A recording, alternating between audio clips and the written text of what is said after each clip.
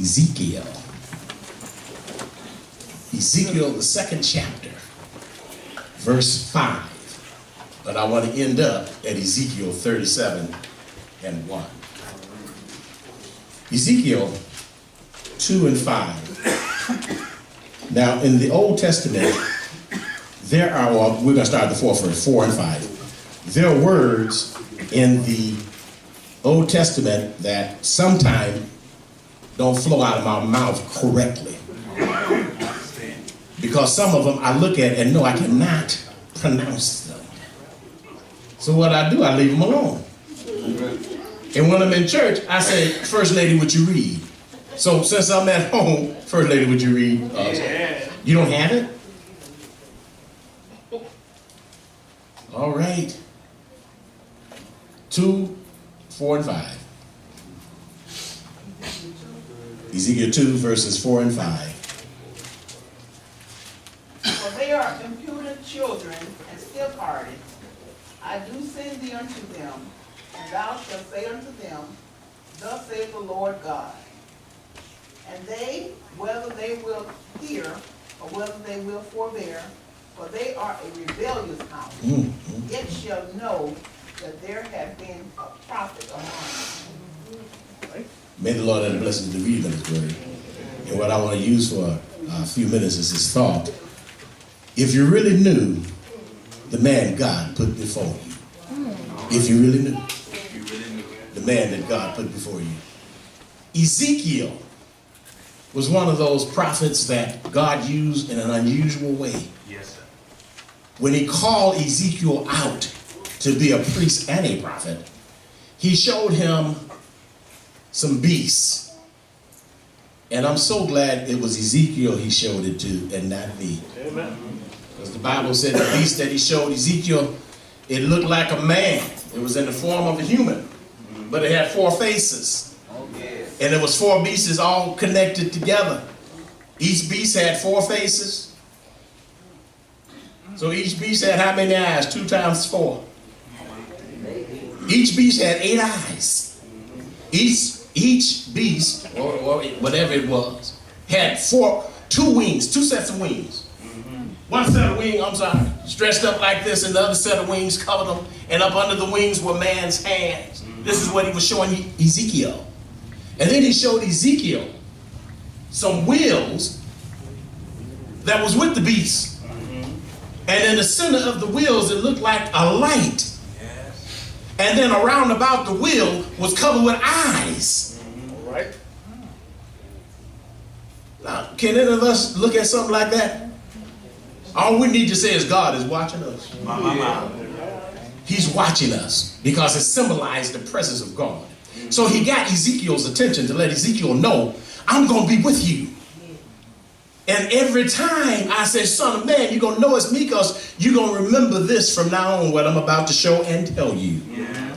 So Ezekiel ended up being this priest and this prophet to what was called, what the Bible just called these folk, stiff-necked, stubborn, disobedient, hard-hearted, don't want to do right.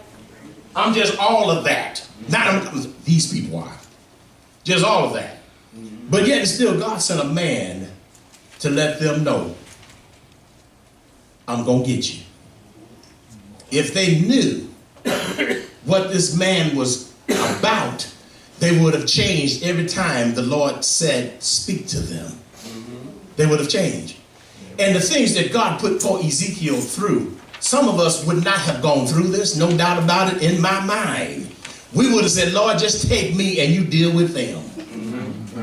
He told Ezekiel, what some things I want you to do in front of these people, Ezekiel, so they'll know who I am. Yes. So Ezekiel, one part of that in Ezekiel, he told Ezekiel, he said, Ezekiel, I want you to cook your meat. Cook your food, Ezekiel, in front of the people. But I want you to use dung from men to heat it. Because you know it's gas. You can light it up and it'll burn. Right. But I'm used to, sometime I charcoal grill some stuff on the grill. And so you get the right kind of charcoal And then sometimes you want the flavor to be apple flavor. Yeah. You get some apple chips and throw on top of the charcoal. Right. You know how you do that? You want to have that pear flavor to it. Right. You throw some pear chips in there, and that what happens while it's cooking, that heat and that aroma gets into your meat. Yes. Could you imagine what that tastes like? You cook with minced done, My. and then he tell you to eat it in front of these people? Wow. Come on, Ezekiel. Yeah. Ezekiel went through because God chose him to go through. Yeah. And then he got to a point and said, all right, Ezekiel, I'm going to change that. You don't have to use men dung no more. You're going to use the animals dung. What's the difference? The flavor is still nasty. And then Ezekiel, every time he told him, Ezekiel, I need you to prophesy to these people, Ezekiel did exactly what the Lord told him. And then as we go further down into Ezekiel, we find out that God told Ezekiel one day, Ezekiel, I'm going to take your wife. And when I take her, Ezekiel, I don't want you to cry. Yeah. I love the Lord, but there's something I can't do. He told Ezekiel, I don't want you moan privately. Right. You get out in front of the people, don't even cover up your face. Right. You show the people that she's gone. And then when they fix dinner for you, don't even eat the funeral food. Y'all know after we have a funeral, we have what is called a repast. Right. He told Ezekiel, don't even eat it. Don't have a repast. Let them have it. Don't you eat the repast. All of this because God wanted to let his people know, I have a prophet amongst them. Now it's 11:22, so I'm getting ready to wrap this up. I said 11:30, right? Right. Brother Bobby, I wish I could tune up because I like to hear you play. Yeah. You won't get a chance. He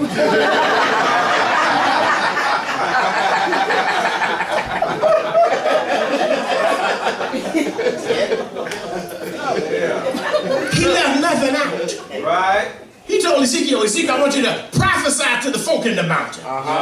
Ezekiel, prophesy to the folk in the valley. Yes. Ezekiel, go to my temple and prophesy against them false prophets Right. that's up in my house. Ezekiel, prophesy.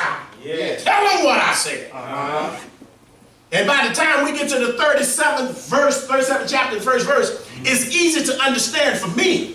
It's easy to understand why Ezekiel answered God the way he answered God. He asked Ezekiel when he set him in the valley of the dry bones, he asked Ezekiel, can these bones, what did he say? Can these bones? All up until then, he told Ezekiel what to say. Now you're going to get here and Ezekiel spun out. I'm done. What can I say? Everything you told me to say, I've said what you told me to say. You never asked me anything. You never asked me if you want me to take my wife. You never asked me to eat the darn flavored food. You never asked me. You told me. So now you want to ask me?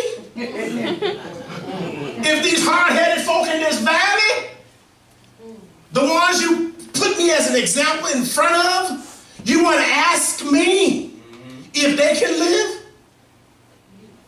Ezekiel told God, you know.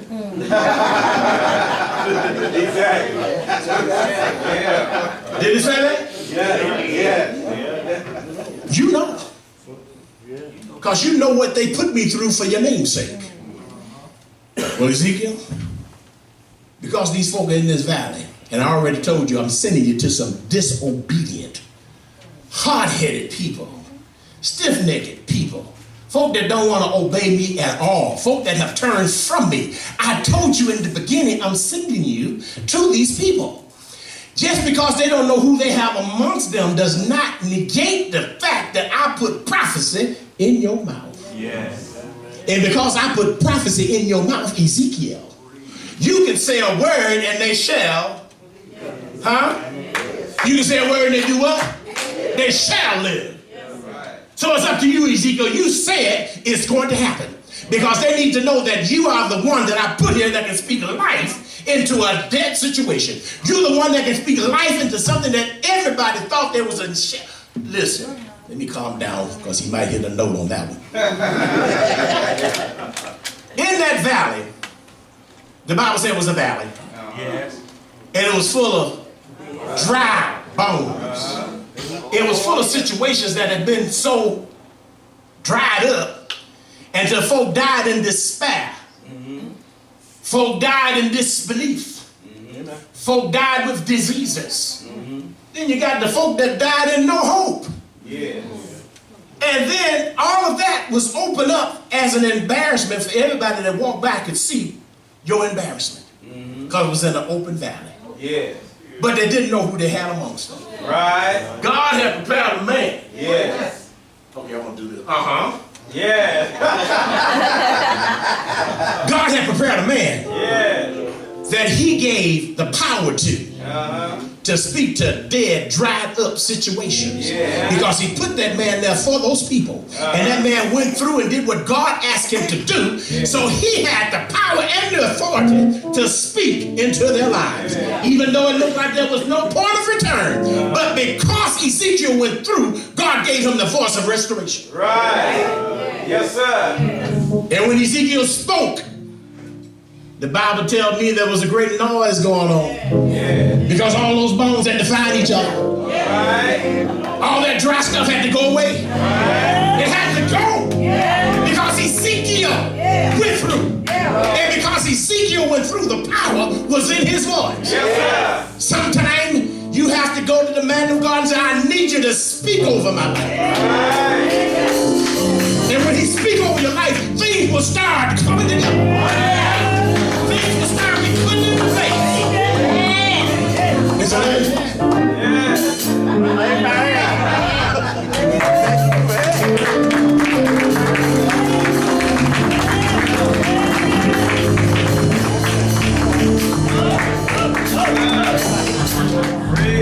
So we just said I can make the altar call. Yes. Now I just got through giving you tidbits of Ezekiel. Yes.